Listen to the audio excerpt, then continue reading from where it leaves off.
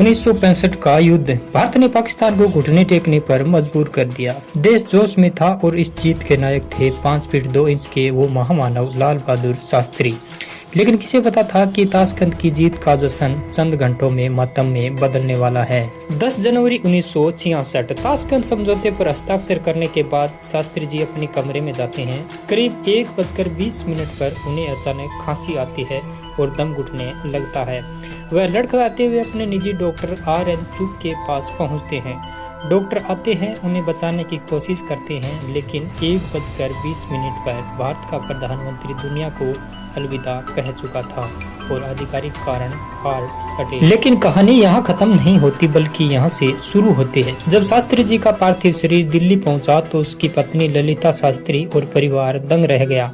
शास्त्री जी का शरीर नीला पड़ चुका था। उनके पेट और गर्दन पर कुछ ऐसे कट्स थे जैसे कोई चीरफाड़ की गई हो। सवाल उठा, अगर मौत सामान्य हार्ट अटैक से हुई तो उनका शरीर नीला क्यों पड़ा? क्या उन्हें जहर दिया गया? रहस्य तब और गहरा गया जब पता चला कि उस रात शास्त्री जी ने जो दूध पिया था उसका थर्मस गायब था।